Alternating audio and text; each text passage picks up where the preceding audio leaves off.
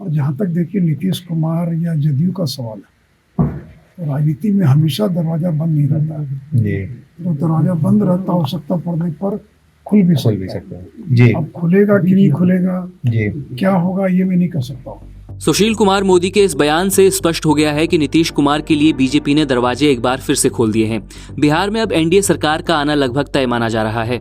इस पूरे सियासी घटनाक्रम के बाद बड़ा सवाल यही सामने आता है कि आखिर पिछले एक साल में ऐसा क्या हो गया जो नीतीश के लिए दरवाजे बंद रखने वाली बीजेपी अब उनके स्वागत के संकेत दे रही है। क्या बिहार में एक बार फिर से नीतीश सीएम की कुर्सी पर काबिज होंगे या बीजेपी के पास नीतीश के लिए कुछ और प्लान है? सबसे पहले जान लीजिए कि नीतीश बीजेपी के लिए क्यों जरूरी है। यहाँ दो बातें अहम हैं। पहली, इंडी गठबंधन के सूत्रधार। बीजेपी के लिए चुनाव में इंडी गठबंधन बड़ी समस्या बना हुआ है, इसलिए वो इसे तोड़ने की जुगत में तमाम हथकंडे अपना रही है। राजनीतिक विश्लेषकों की माने तो 2024 में बीजेपी के सामने सबसे बड़ी चुनौती नीतीश कुमार ही खड़ी कर रहे थे। नीतीश कुमार ही थे जिन्होंने सबसे पहले कांग्रेस को गठबंधन के लिए तैयार किया था। जुलाई 2023 में नीतीश ने ही बीजेपी विरोधी नेताओं को एकजुट किया। देश भर की 400 लोकसभा सीटों पर बीजेपी के खिलाफ 1 वर्सेस 1 कैंडिडेट को उतारने का फॉर्मूले पर काम किया। दूसरी बात, नीतीश का सेपरेट वोट बैंक। 2014 के चुनाव के अलावा कभी भी नीतीश का वोट प्रतिशत 22% से नीचे नहीं रहा। 2014 की प्रचंड मोदी लहर के दरमियान भी नीतीश ने 16% वोट हासिल किए थे। नीतीश का प्रभाव सिर्फ बिहार तक ही नहीं बल्कि पड़ोसी राज्य झारखंड और उत्तर प्रदेश तक भी है।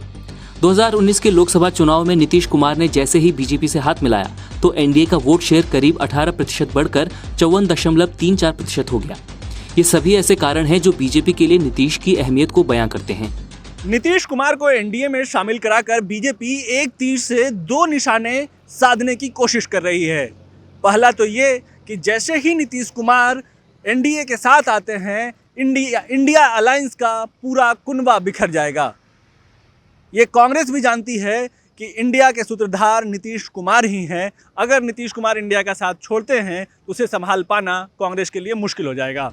अब ये जान लीजिए कि नीतीश के लिए बीजेपी क्या प्लान कर रही है।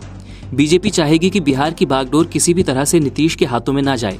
ऐसे में केंद्र की राजनीति में उन्हें एनडीए के संयोजक सरीखा कोई बड़ा पद सौंपा जा सकता है। इसके अलावा लोकसभा चुनाव के बाद उन्हें राज्यसभा और जेडीयू को 2 केंद्रीय मंत्रियों के साथ एक राज्य मंत्री का पद भी दिया जा सकता है। कुछ सूत्र इस ओर भी इशारा कर रहे हैं कि नीतीश को उप प्रधानमंत्री भी बनाया जा सकता है। हालांकि बीजेपी ने इस पर खुलकर बात नहीं की है। बता दें कि बिहार की मौजूदा सियासत की बागडोर खुद अमित शाह थामे हुए हैं। देखना दिलचस्प होगा कि इस बार बिहार की राजनीति किस ओर करवट लेती है। दैनिक भास्कर के लिए पटना से शंभुनाथ की रिपोर्ट।